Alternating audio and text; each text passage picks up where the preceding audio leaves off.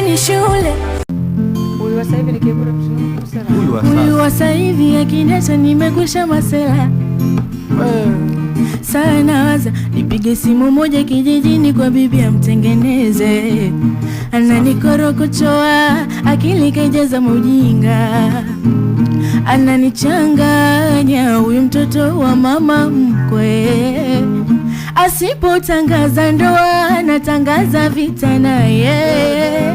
Yani nitamvunja miguu akiuvunja moyo wangu. Nawaza nimposti ila naogopa watamroga. Najua hayawahusu ila kuna bebe inanipenda, ndo maana nampenda. Uni mwaka wangu mimi na bebi wangu, ai ndo maana nampenda. Yani mwaka huu atuteki na kima, ndo maana nampenda. Ndo maana nampenda.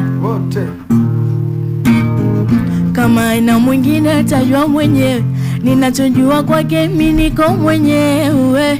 Na kama mtamuona mmemfananisha huyo soye. Siku inakuwaga ndefu wasiponi text inakuwaga maugovi.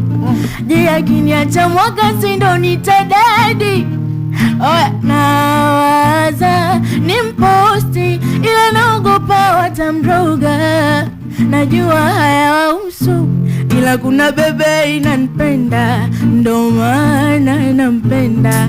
Uni mwaka wangu mimi na bebe wangu, ai ndo maana nampenda. Yani mwaka huu atuteki na kima, ndo maana nampenda. Ndo maana nalipenda. Nice one. Bana kama dai waingie huko ndani. Nice. Subscribe on YouTube, Moxen TV. Follow us on TikTok, Instagram, Facebook.